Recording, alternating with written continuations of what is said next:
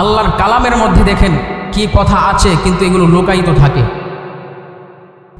এই আয়াতের অনুবাদ আমরা কিভাবে শুনছি?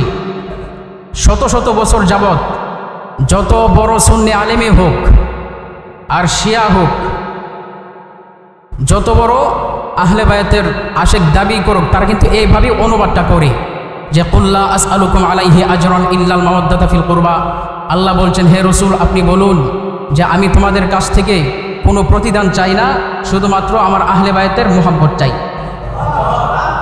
এইভাবেই তো আমরা অনুবাদটা শুনছি, ঠিক কিনা বলেন?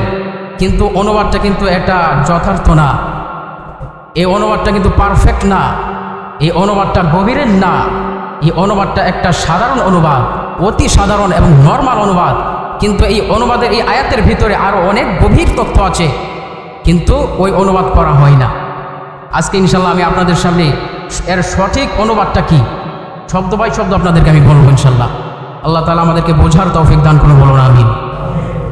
এত মাশহুর একটা আয়াত, আলেমরা ঘন্টার পর ঘন্টা এই আয়াত দিয়ে ওয়াজ করতেছে, কিন্তু কখনো শব্দ বাই শব্দ তাফসির খুলে দেখে না। দেখবে কি করে? ম্যাক্সিমাম ওলামায়ে কেরাম আপনার ফাজিল পাস করার পরে প্রথমে পড়ে ফেকা নিয়ে মুফতি সাহেব হবে, ফেকা নিয়ে পড়ে মুফতি সাহেব হবে, হাদিস নিয়ে কামিল করে মুহাদ্দিস হবে, কোরআন নিয়ে কম মানুষই পড়ে।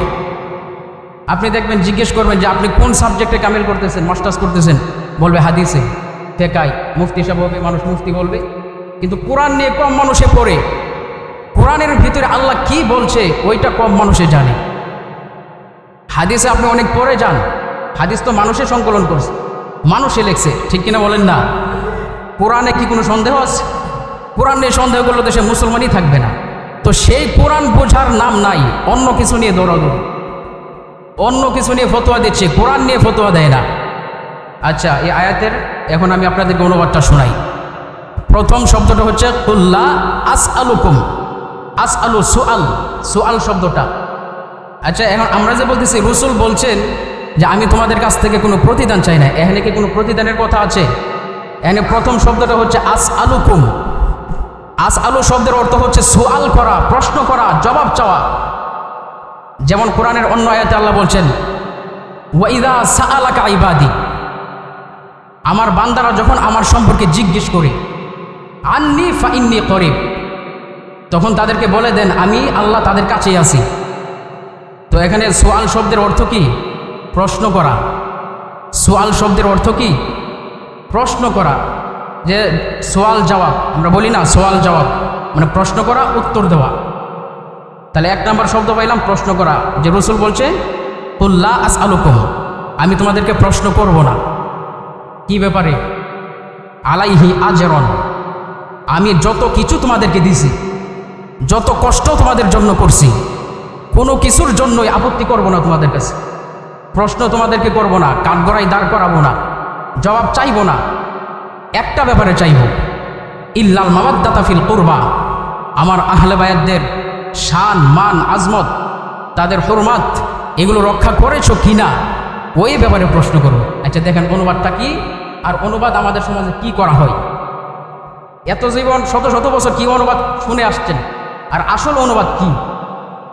কই অনুবাদ কই গেছে? কত নর্মাল একটা অনুবাদ, ইয়াজিদি অনুবাদ। এগুলো কিসের অনুবাদ? ইয়াজিদি অনুবাদ। ইয়াজিদি অনুবাদ হলো যে হে রসুল আপনি বলেন আমি তোমাদের কাছে কোনো কিছুই চাই না, কেবলমাত্র আমার আহলে বায়াতের মোহাব্বত চাই। তো এটা তো একটা সাধারণ কথা, ঠিক কিনা বলেন? কিন্তু যখন কথাটা এইভাবে আসে যে আমি তোমাদেরকে প্রশ্ন করব না, কাঠগড়ায় দাঁড় করাবো না, জবাব চাইব না, একটা ব্যাপারে জবাব চাইব, সেটা হচ্ছে আহলে বায়াতের। এখন আপনারা দেখেন দুইটা অনুবাদের মধ্যে আকাশ পাতাল ব্যবধান কিনা? আকাশ পাতাল তফাৎ। তো এই যে অনুবাদগুলো কোরআনকেও এরা মাদা করে, নর্মাল করে, যেন আহলে বায়াতের শান মান আজমত মানুষ বুঝতে না পারে। যেমন ধরেন মারওয়ান বিন হাকাম, এক খবিস মারওয়ান, যে ইমাম হাসান রাদিয়াল্লাহু আনহু ওনাকে 20 প্রাণে যিনি শহীদ করেছিল, যার ষড়যন্ত্রে এই মারওয়ান, সে ছিল তখন মদিনার গভর্নর। এই মারওয়ানের ষড়যন্ত্রে সে হয়তোবা আরও উপর থেকে আদেশ পাইছে, কিন্তু সে এটা এক্সিকিউট করছে মারওয়ান। তো ইতিহাসের কিতাবগুলোর মধ্যে তার নাম প্রচার করা হয় মারওয়ান বিন হাকাম। হাকামকে আপনারা জানেন? হাকাম হলো আবু জাহেল। হাকাম কে? তো মারওয়ান হলো আবু জাহেলের ছেলে। কিন্তু কেউ কি বলে মারওয়ান বিন আবু জাহেল? বলে না। কেন বলে না? বলতে চায় না।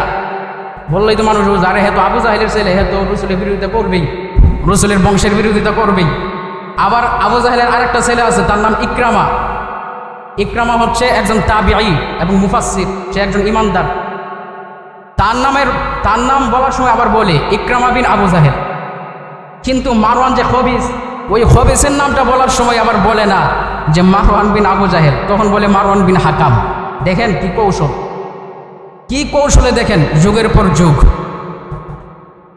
তো আজকে কোরআনের আয়াতের যে অনুবাদের কথা আপনাদেরকে আমি বললাম, আপনারা দুইটা অনুবাদের মধ্যে খেয়াল করেন, এত জীবন কি অনুবাদ করতেছে আর আমরা শুনতেছি। অনুবাদ করতেছে যে হে রাসূল আপনি বলেন আমি তোমাদের কাছে কোনো প্রতিদান চাই না, শুধুমাত্র আহলে বাইতের মহব্বত চাই। এটা কিন্তু আসল অনুবাদ না, আপনারা সুবহানাল্লাহ বলবেন না, এটা কিন্তু যথার্থ অনুবাদ না। সঠিক অনুবাদ হচ্ছে এইটা যে হে রাসূল আপনি বলেন আমি তোমাদেরকে কোনো ব্যাপারে প্রশ্ন করব না, উত্তর চাইব না, জবাব চাইব না, কাঠগড়ায় দাঁড় করাবো না, একটা ব্যাপারে দাঁড় করাবো, সেটা হলো আমার আহলে বাইতের মহব্বতের ব্যাপারে। এটা হচ্ছে আসল অর্থ। আর কি অর্থ সমাজে চলছে, সব সুন্নি ওলামায়ে কেরামগণ এই অনুবাদই করে যাচ্ছে। 2 ঘন্টা 3 ঘন্টা আলোচনা করতেছে, কাঁদতেছে, কিন্তু কোরআন খুলে গবেষণা করে না। আমি যেহেতু তাফসিরের উপরে কামিল করতেছি মাস্টার্স, এই জন্য আমার আল্লাহর মতো কিছু সুযোগ হয় গবেষণা করার। তো আমি দেখলাম যে সর্বনাশ, কি ভুল অনুবাদ সমাজের মধ্যে চলতেছে। এত বড় একটা কথা, আচ্ছা এটা একটা সাধারণ কথা যে আমি তোমাদের কাছে কোনো কিছু চাই না, আমার আহলে বাইতের মুহাব্বত চাই, এটা কিন্তু সাধারণ। এখানে কিন্তু কোনো জোর জবরদস্তি নাই। জোর জবরদস্তি আছে? নাই, একটা নর্মাল কথা, মুহাব্বত করো। কিন্তু যখন বলা হবে আমি প্রশ্ন করব, কাঠগড়ায় দাঁড় করাবো, চাওয়া হচ্ছে দোয়া। দোয়া শব্দের অর্থ হচ্ছে চাওয়া। এখানে কি দোয়া শব্দ আছে? এখানে আছে আসআলুকুম, সুআলুন শব্দ আছে, মানে হচ্ছে প্রশ্ন করব। আল্লাহ যদি আমি আপনারা প্রশ্ন করলে আপনি উত্তর না দিয়ে পারবেন, আপনি আমাকে প্রশ্ন করলে আমি উত্তর না দিয়ে থাকতে পারবো। কিন্তু আল্লাহ যদি আমাকে প্রশ্ন করে, উত্তর কি আপনার না দেয়া থাকার কোনো উপায় আছে? আল্লাহ প্রশ্ন করলে কি উত্তর এড়ায় যাইতে পারবো? রসুল যদি প্রশ্ন করে ওই প্রশ্নের উত্তর না দিয়ে কি সামনে বাড়ার সুযোগ আছে? তো চিন্তা করেন কত বিশাল একটা কথা, কত জোর দেয়া রাখছে এই আয়াতের মধ্যে আহলে বাইতের আজমতের ব্যাপারে। আর কি মাদাভাবে, সাধারণভাবে এগুলোকে শোনানো হচ্ছে। রসুল বলছে সাবধান, কোরআনের আয়াতের দ্বারা বলা হচ্ছে আমি প্রশ্ন করব তোমাদেরকে যে আমি নামাজ দিছি, তোমাদেরকে আমি ইসলাম দিলাম, এত কষ্ট করলাম, কোনো কিছুর ব্যাপারে আমি এত আপত্তি করব না, তোমাদেরকে কাঠগড়ায় দাঁড় করাবো না, বরং শাফাআত করব। আমার রাসূল বলেন শাফাআতি লি আহলিল কাবাইর মিন উম্মতি, আমার উম্মতের মধ্যে যারা কবিরা গুনাহগার আছে, বড় বড় গুনাহগার যারা আছে, বিশাল বড় বড় গুনাহগার, আসমান সমপরিমাণ যাদের গুনাহ হয়ে গেছে, ওই গুনাহগার ব্যক্তিদের জন্য আমি নবীর সুপারিশ আছে। সুবহানাল্লাহ। মুসলিম শরীফের হাদিসের মধ্যে আছে আল্লাহর হাবিব সাল্লাল্লাহু আলাইহি ওয়াসাল্লাম বলেন লিকুল্লি নাবিয়্যিন দাওয়াতাম মুস্তাজাবা, প্রত্যেক নবী রাসূলকে আমার আল্লাহ একটা বিশেষ দোয়ার হকদার বানিয়ে দিয়েছেন, একটা বিশেষ ক্ষমতা দিয়েছেন, একটা দোয়া যে এই দোয়াটা ওই নবী জীবনে একবারই করতে পারবেন। ফাতাআজ্জালা লিকুল্লি নাবিয়্যিন, আমার নবী বলেন সমস্ত নবী রাসূলরা এই দুনিয়াতে ওই দোয়াটা করে ফেলেছেন। বাবা আদম তার গুনাহ মাফের জন্য, তার ভুল সংশোধনের জন্য ওই দোয়াটা করে ফেলেছেন। হযরত নূহ নবী দোয়াটা করে ফেলেছেন।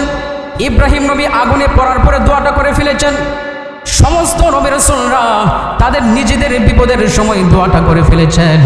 কিন্তু আমার নবী, আপনার নবী বলেন ওয়ালাকিন্নী আখতাবাতু দাওয়াতি শাফাআতান লি উম্মতি, কিন্তু আমি নবী ও আমার উম্মত, উহুদের ময়দানে আমার দ্বন্দ্ব মুবারক শহীদ হয়েছে, তায়েফের ময়দানে আমার রক্ত ঝরেছে, কত কষ্ট আমি করেছি, আমার কষ্টের সময় আমি ওই দোয়াটা করি নাই, আমার নাতি হাসানের জন্য আমি দোয়া করি নাই, আমার হুসাইনের জন্য আমি দোয়াটা করি নাই, আমার আলীর জন্য, ফাতেমার জন্য আমি দোয়াটা করি নাই, আমি আমার ওই দোয়াটা রেখে দিয়েছি উম্মত তোমাদের জন্য।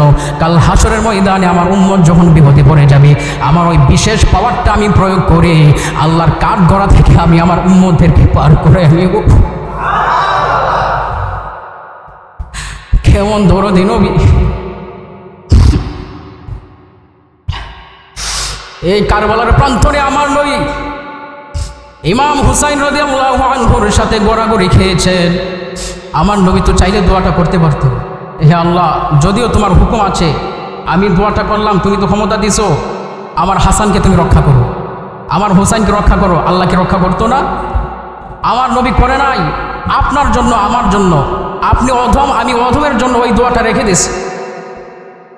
হাসরের ময়দানে, এটা কিন্তু মুসলিম শরীফের হাদিস, হাসরের দিন ওই দোয়াটা, ওই ক্ষমতাটা আল্লাহ তাআলা প্রয়োগ করে উম্মতদেরকে বাঁচাবে, উম্মতদেরকে হেফাজত করবে, উম্মতের জন্য নবী। কিন্তু সেই রহমতের নবী বলছে একটা বিষয়ে আমি তোমাদেরকে প্রশ্ন করব, সেদিন তোমাদেরকে আমি দাঁড় করায় রাখবো, জবাব চাইব, সেটা হচ্ছে আমার আহলে বায়াত সম্পর্কে তোমরা কি করেছ। এখন চিন্তা করেন ব্যাপারটা কতটা সিরিয়াস এবং এই আয়াতের অনুবাদটা কতটা উপরে, আর এটাকে কিভাবে নরমালি অনুবাদ করা হচ্ছে। আপনাদের কাছে খারাপ লাগছে? এই যে আয়াতের অনুবাদটা জানলেন, ভালো লাগছে কিনা? এখন থেকে এই ভুল অনুবাদ যদি কোনো আলেম করে, তাকে সরাসরি ধরবেন যে আপনি শব্দ বাই শব্দ অনুবাদ করেন, প্রত্যেকটা শব্দ অর্থ বলে বলে আপনি অনুবাদ করেন, তখনই দেখবেন ধরা পড়ে গেছে। পড়ে না, আন্তাজের উপরে শুনে পড়ে। এখানে শব্দ আছে আস আলুকুম, সুআলুন শব্দ আছে, আর বলতেছে চাই না। চাই না শব্দই নাই এখানে, যে আমি তোমাদের কাছে চাই না, এরকম কোনো শব্দই নাই। নবীজি বলছে আমি প্রশ্ন করব না, লা আলুকুম, সোয়াল করব না, মানে তোমাদের কাছে জবাব চাইব না। তো একটা ব্যাপারে জবাব চাইব, আর রসুল যদি জবাব চাই, রসুল জবাব চাইলে কি কেউ ওই ব্যক্তিকে রক্ষা করার কেউ আছে? আল্লাহ জবাব চাইলে রসুল রক্ষা করতে পারবে শাফাতের মাধ্যমে, কিন্তু রসুল যদি জবাব চাই আল্লাহও তাকে রক্ষা করবে না। কত মারাত্মক কথা! আর কি অনুবাদ করা হচ্ছে, কি খাওয়ানো হচ্ছে আমাদের। এগুলো হচ্ছে সুন্নি আলেমদের জ্ঞানের দৈন্যতা, ইলমের দৈন্যতা। পড়ে না, তাফসির পড়ে না, বিশেষ করে পড়ে কিছু হাদিস পড়ে, ফেকা পড়ে, মুফতি সাহেব হয়। সবার আগে কোরআন, কোরআনের মধ্যে যে কি আছে রসুল এবং আহলে বায়াত সম্পর্কে আমি যদি আপনাদের শোনাতে থাকি, অনেক দিন শোনাতে পারি। আল্লাহ পাক রব্বুল আলামিন যদি আমাকে আবার ভবিষ্যতে কোনো দিন সুযোগ করে দেন, ইনশাল্লাহ আবার কিছু তাত্ত্বিক, কিছু নতুন তথ্য আপনাদের সাথে শেয়ার করব। আজকে যে বিষয়টা শেয়ার করলাম, এই আয়াতের উপরে যেন আল্লাহ পাক আমাদেরকে এখন থেকে সহিহ সমাজ এবং সহিহ বিশ্বাস, সঠিক বিশ্বাস রাখার তৌফিক দান করেন, বলুন আমিন।